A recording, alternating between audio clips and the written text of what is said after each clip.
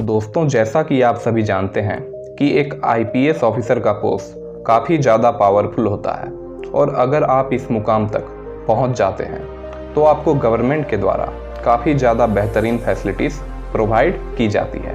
तो दोस्तों, आज की इस वीडियो में मैं बात करूंगा आईपीएस ऑफिसर्स को दी जाने वाली 10 बेहतरीन और अनोखी फैसिलिटीज़ के बारे में। तो दोस्तों, इस वीडियो के साथ अंत तक बने रहिए। चलिए दोस्तों, वीडियो शुरू करते हैं। Number 10, security. दोस्तों, आईपीएस ऑफिसर का पोस्ट लॉ एंड ऑर्डर को मेंटेन करने का होता है। इसके अलावा आईपीएस ऑफिसर महीने में सैकड़ों लोगों को विभिन्न आपराधिक गतिविधियों के कारण गिरफ्तार करते हैं, इसलिए अपराधियों द्वारा बदला लेने की संभावना अधिक होती है। इसी वजह से आईपीएस ऑफिसर को गवर्नमेंट के द्वारा सिक्योरिटी प्रदान की जाती है। आईपीएस ऑफिसर के साथ हमेशा 2 से 3 सिक्योरिटी गार्ड्स सुरक्षा घेरा में मौजूद होते हैं। इसके साथ ही आईपीएस ऑफिसर के घर के मेन गेट पर तथा घर के बाहर भी सिक्योरिटी गार्ड्स हथियारों से लैस होकर तैनात होते हैं। Number 9, salary. दोस्तों, भारत में जब से 7th पे कमीशन लागू हुआ है उसके बाद से ही आईपीएस ऑफिसर की सैलरी काफ़ी ज़्यादा आकर्षक हो गई है। तो दोस्तों, आइए जानते हैं आईपीएस ऑफिसर की सैलरी के बारे में। तो दोस्तों, जब आईपीएस ऑफिसर प्रोबेशन पीरियड के दौरान अपना पदभार ग्रहण करते हैं तो उन्हें जो पहली पोस्ट मिलती है वह डेप्यूटी सुपरिटेंडेंट ऑफ पुलिस यानी डीएसपी की पोस्ट मिलती है। इस दौरान आईपीएस ऑफिसर की मंथली सैलरी 56,100 रुपीज़ के आसपास होती है। अपने 1 साल की सर्विस पूरी करने के बाद जब IPS officer additional superintendent of police यानी एएसपी के रूप में प्रमोट होते हैं तो उनकी मंथली सैलरी 67,700 रुपीज़ तक पहुंच जाती है। इसी तरह से आईपीएस ऑफिसर जब अपने 4 साल की सर्विस कंप्लीट करने के बाद सुपरिटेंडेंट ऑफ पुलिस यानी एसपी के रूप में प्रमोट होते हैं तो उनकी मंथली सैलरी बढ़कर 78,800 तक हो जाती है।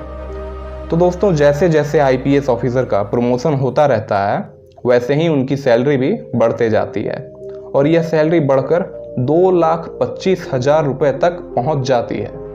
हालांकि यह सैलरी किसी पार्टिकुलर डिवीज़न, सब डिवीज़न या एरिया के हिसाब से काफ़ी ज़्यादा भी बढ़ सकती है। Number 8, study leave. दोस्तों, यदि कोई आईपीएस ऑफिसर अपने आगे की पढ़ाई को जारी रखते हुए विदेश से उच्च शिक्षा ग्रहण करना चाहता है तो गवर्नमेंट के द्वारा आईपीएस ऑफिसर को आईएएस ऑफिसर के तरह ही स्टडी लीव दिया जाता है। साथ ही साथ आईपीएस ऑफिसर की पूरी पढ़ाई, विदेश में रहने खाने के खर्चे आदि सरकार ही उठाती है। हालांकि आईपीएस ऑफिसर्स को मैक्सिमम 2 साल तक की ही स्टडी लीव दी जाती है। Number 7, unofficial benefits. दोस्तों, एक आईपीएस ऑफिसर को विभिन्न तरह के पार्टीज, फंक्शंस और कॉन्सर्ट में मुख्य अतिथि के रूप में आमंत्रित किया जाता है। इसके अलावा आईपीएस ऑफिसर्स जिस भी जिले में पोस्टेड होते हैं, अगर वहां पर नेशनल लेवल का क्रिकेट मैच होने वाला है तो आईपीएस ऑफिसर्स को वीवीआईपी पासेस भी मिलते हैं क्रिकेट मैच देखने के लिए। तो दोस्तों, इस तरह से आईपीएस ऑफिसर को ऑफिशियल बेनिफिट्स के साथ कई तरह की अनऑफिशियल बेनिफिट्स भी मिलती है। Number 6, official trips. दोस्तों, एक आईपीएस ऑफिसर को आधिकारिक यात्रा के दौरान मुफ्त में हवाई यात्रा करने की अनुमति होती है। इसके अलावा आईपीएस ऑफिसर को सड़क मार्ग से यात्रा करने पर रास्ते में पड़ने वाले टोल प्लाजा के टोल टैक्सेस में भी छूट मिलती है। उन्हें किसी भी प्रकार का टोल टैक्स नहीं भरना पड़ता है। इसके अलावा आईपीएस ऑफिसर को आधिकारिक यात्रा के दौरान ट्रेन की भी फर्स्ट क्लास श्रेणी में मुफ्त में यात्रा करने की छूट होती है। एक बात और दोस्तों, अगर आप इस चैनल पर नए हैं तो चैनल को सब्सक्राइब करके बेल आइकन को प्रेस कर लें ऐसी ही नॉलेजेबल वीडियो सबसे पहले देखने के लिए। Number 5, subsidise electricity and telephone facilities. दोस्तों, एक आईपीएस ऑफिसर को एक तय सीमा तक इलेक्ट्रिसिटी और फोन का बिल नहीं देना होता है। यह तय सीमा इतनी ज़्यादा होती है कि आमतौर पर कहा जा सकता है कि आईपीएस ऑफिसर्स के लिए यह सुविधाएं फ्री ही हो जाती है। इसके अलावा आईपीएस ऑफिसर को फ्री इंटरनेट और एसएमएस सर्विसेज भी दी जाती हैं। Number 4, health and retirement benefits. दोस्तों, एक आईपीएस ऑफिसर को काफ़ी सारे हेल्थ बेनिफिट्स भी मिलते हैं। जैसे उन्हें अस्पताल में फ्री मेडिकल ट्रीटमेंट्स दिए जाते हैं। इसके अलावा आईपीएस ऑफिसर को मेडिकल लीव्स भी दी जाती है। साथ ही साथ आईपीएस ऑफिसर को रिटायरमेंट के समय 80 से 85 लाख रुपए दिए जाते हैं, जो कि आईपीएस ऑफिसर के पीएफ यानी प्रोविडेंट फंड के पैसे होते हैं। हालांकि रिटायरमेंट के बाद आईपीएस ऑफिसर को सरकार द्वारा किसी भी प्रकार का पेंशन नहीं मिलता है। Number 3, vehicles. दोस्तों, एक आईपीएस ऑफिसर को सरकार द्वारा एक आधिकारिक वाहन भी प्रदान किया जाता है। इसके अलावा आईपीएस ऑफिसर को वाहन के साथ कांस्टेबल के रूप में एक ड्राइवर और एक बॉडीगार्ड भी दिया जाता है। इसके साथ ही आईपीएस ऑफिसर के वाहन का मेंटेनेंस, पेट्रोल डीजल आदि का खर्च सरकार ही उठाती है। हालांकि आईपीएस ऑफिसर को अपने वाहन पर किसी भी तरह की बत्ती लगाने की अनुमति नहीं होती है, क्योंकि जैसा कि आप सभी जानते ही होंगे, साल 2017 में केंद्र सरकार ने एक फैसला जारी किया था, जिसके तहत वीआईपी वीवीआईपी के लाल, पीली और नीली बत्ती के उपयोग पर भारत में पूरी तरह से प्रतिबंध लगा दिया गया था।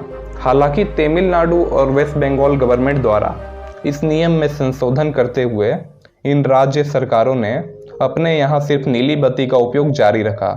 तो दोस्तों, इस तरह से पूरे भारत में केवल तमिलनाडु और वेस्ट बंगाल ही ऐसे 2 राज्य हैं जहां आईपीएस ऑफिसर अपने वाहन पर फ्लैशर के साथ नीली बत्ती का उपयोग कर सकते हैं।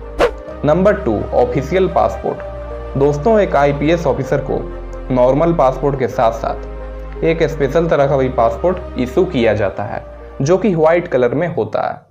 इस पासपोर्ट के जरिए आईपीएस ऑफिसर को एयरपोर्ट पर तलाशी से छूट मिलती है।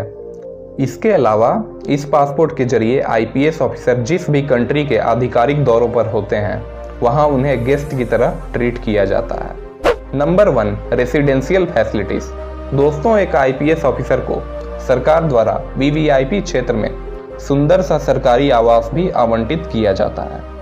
जब आईपीएस ऑफिसर डिस्ट्रिक्ट एसपी के रूप में पोस्टेड होते हैं, तो उनका घर तथा ऑफिस एक ही बिल्डिंग में होता है। इसके अलावा आईपीएस ऑफिसर को दिया जाने वाला बंगला काफी बड़ा होता है। साथ ही साथ आईपीएस ऑफिसर को बागवान, रसोईया, गृह सहायक भी दिया जाता है इस बड़े से घर के साथ। इसके अलावा आईपीएस ऑफिसर चाहें तो खुद का घर भी खरीद सकते हैं। इसके लिए आईपीएस ऑफिसर को आईएएस ऑफिसर के तरह ही काफ़ी कम इंटरेस्ट पर बैंक से लोन भी मिल जाता है। तो दोस्तों, इतनी सारी बेहतरीन फैसिलिटीज आईपीएस ऑफिसर्स को प्रदान की जाती है। तो दोस्तों, आज के लिए इतना ही। तब तक के लिए जय हिंद, वंदे मातरम।